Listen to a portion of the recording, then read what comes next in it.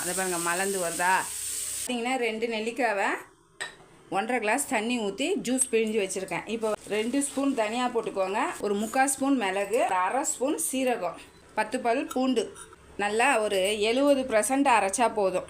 நான் தேங்காய் எண்ணெய் ஊற்றிருக்கேன், கடுகு, சீரகம், ஒரே ஒரு காஞ்ச மிளகா, 2 தக்காளி மீடியம் சைஸ் தக்காளியை கையில் கரைச்சி வச்சுருக்கோம், ஒரு கொத்து கருவேப்பிலை, கொஞ்சம் கொத்தமல்லி, அதுக்கப்புறம் 2 நெல்லிக்காய். இப்போ நல்லா வதங்கட்டும்.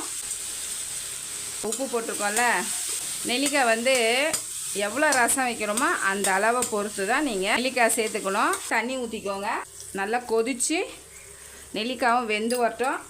பெருங்காயத்தூள் பாருங்கள் நல்லா மலர்ந்து வருது. அரைச்ச பவுடரை சேர்த்துடலாம்.